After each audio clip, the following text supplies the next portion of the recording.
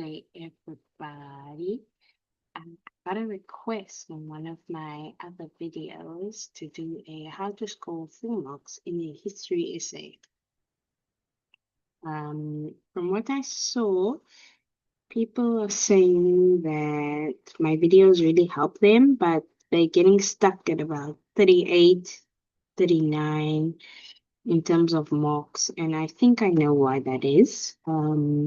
And so this video is just basically to assist people who are getting stuck there, those high flyers, how to just get you over that hurdle, get you into the 40 zone, the code 7 zone. Right, so let's go through the step-by-step guide.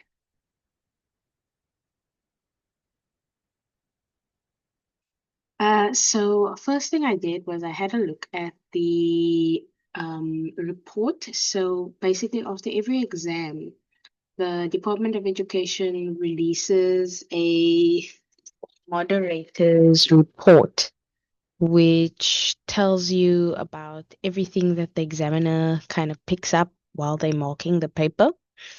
And these are the red flags that were identified in regards to the history essays. The examiner said that it's descriptive, not argumentative. What that means is you're telling me a story, you're not proving the point. Then there are some learners who come in with prepared or model answers. So in class, their teachers teach them a specific essay and then they just memorize that and give it back in the exam. Problem is, once again, it's not answering the question.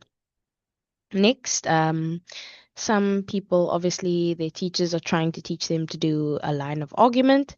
And what they do is they do something like a chorus. So after the end of everything, they just repeat themselves. So they say, this proves that the Black consciousness movement was very powerful. This proves that the Black consciousness movement was very powerful. And then they write a whole long thing and the same thing all the time. So that I think is mainly an English thing rather than a history thing, is that there is an attempt at a line of argument, but because it is a chorus, it becomes a repetition, marks go down. Then no line of argument. So that's some learners who obviously they study the content, but they don't tie the content to the question. So then they kind of get stuck at a lower mark. And then they're also identifying poor structure or no structure. So some learners are not writing introductions, they're not writing conclusions. They're basically just throwing the microphone. Okay, let me.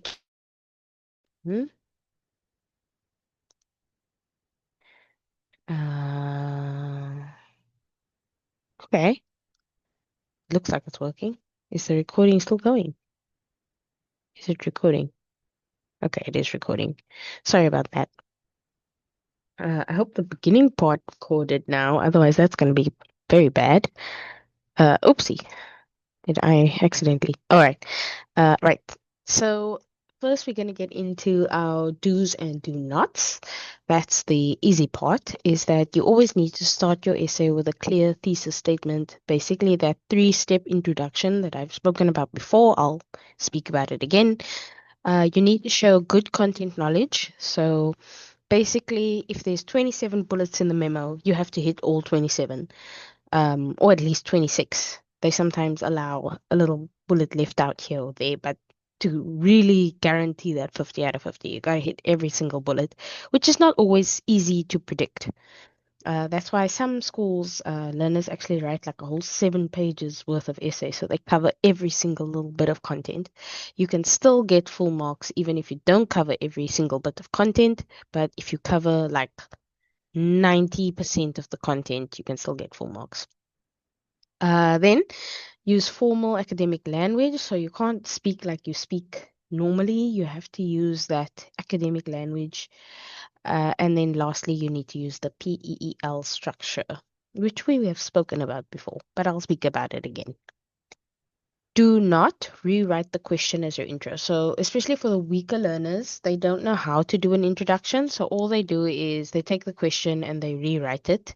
And then that's the introduction. And then they carry on with the essay. If you do that, you're not going to get very good marks for introduction. You will get higher marks than someone that didn't write an introduction, but you're not going to get that code 7.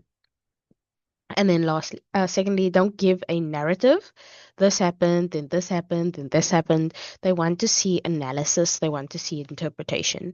So you can't just tell me the story of the road to democracy, for example. You need to tell me, why does this story relate to the question, or how does it relate to the question? And usually with road to democracy, they'll ask about violence and compromise. So somewhere in your essay, you'll say, this shows the violence, this shows the compromise. So you're not just giving information, you're actually arguing a point, you're analyzing the information, and you're showing how this information answers the question. Once again, do not memorize a pre-written essay. Your marks are going to get stuck if you do that, because it's not going to answer the question, and they're not going to give you a code 6 or a code 7 for that. And then lastly, don't leave out the conclusion. So what I noticed is that a lot of learners think the last paragraph of the essay, which is usually like long-term or short-term gains or the results of something, is a conclusion. It is not. The reason for that is that a conclusion mustn't have any new information in it. It's basically a summary of your essay. So even though it feels like a conclusion to say they had elections, and then the ANC won, and in 1994, South Africa became a democracy. So it feels like a conclusion, but that is just the ending part of your essay. The conclusion is basically summarizing. Therefore, if you look at everything I've done so far, you can see this is how South Africa became a democracy. So be careful of that. So these are what top students do. They write an original argumentative essay. So no two essays of a top student will look the same. They take the information, they make it their own, they make it in a way that they can understand, that relates to them. And they're not just giving or regurgitating information, they are actually arguing the point, which very few students actually know how to do. Next, they use a thematic structure. So when they do their paragraphs, they base it on themes. So I'm just going to use Road to Democracy again, since I referenced it in the previous slide. But basically, what that means is, with Road to Democracy, you're first going to speak about Gritsky and Pretoria.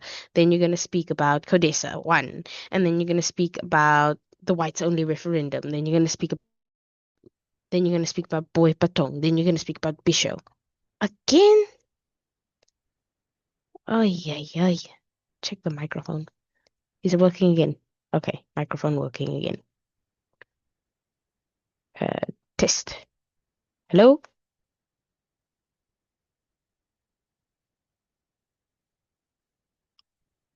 Okay, it looks like the microphone's working again. I'm gonna watch this again when I'm done, so I'm not gonna keep it too long.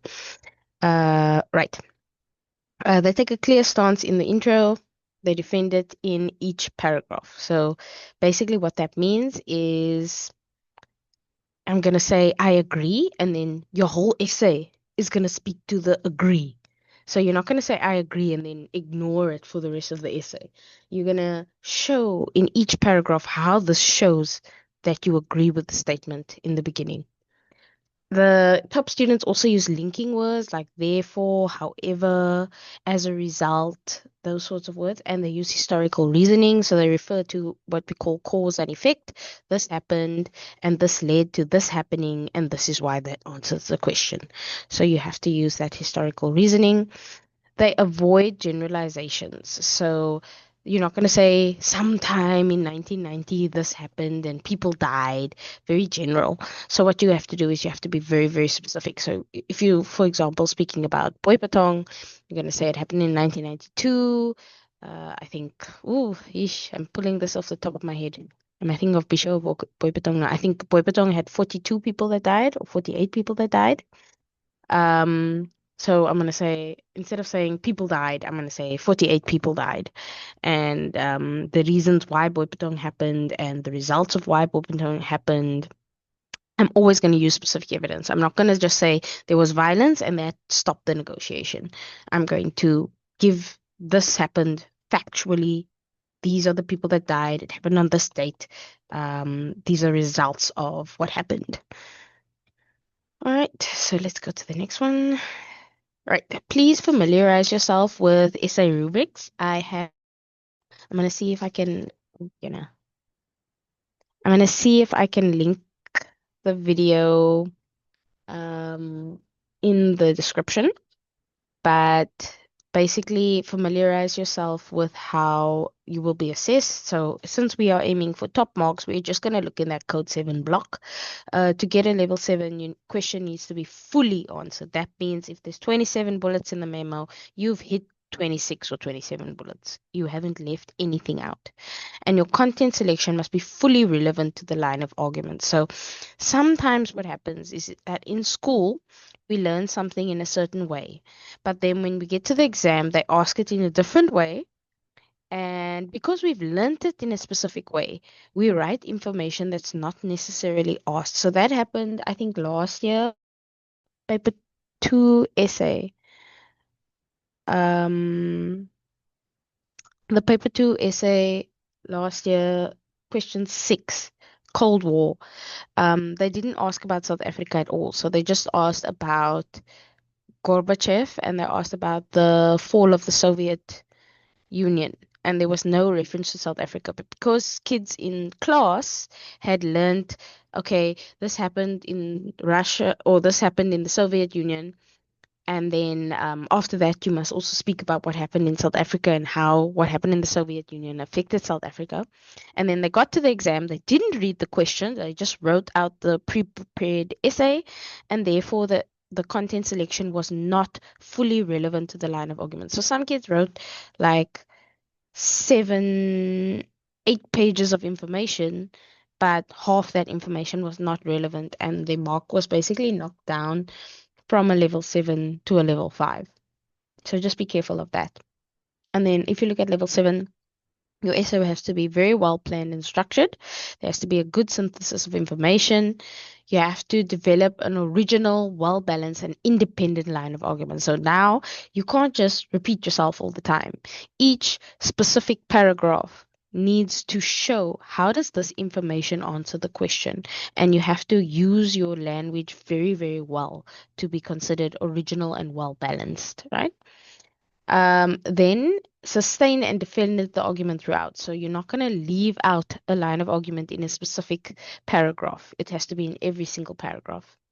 Independent conclusion is drawn from the evidence to support the line of argument. So an independent conclusion, you're going to take everything you've written about, you're going to summarize it, and you're going to show how does this information answer the question. Right? So that is for the FET. Now we have a look at the GET. So GET is a little bit less with the GET, it says question has been fully answered, content selection fully relevant to the line of argument. And if you have a look here, well planned and structured, good synthesis of information, constructed an argument, very good use of evidence to support the argument. So you'll see the line of argument isn't really stressed so much in grade 8 and grade 9. But the content needs to be fully relevant. The question has to be fully answered. The essay, and there must be a good synthesis of information, right? So now let's go to the next slide. Okay, so before I go into the step 1, step 2, I think I am going to end this here just so I can check the audio because this thing has been complaining that the audio has been cutting out every now and then. So I will continue this in the next video. Hope this helps.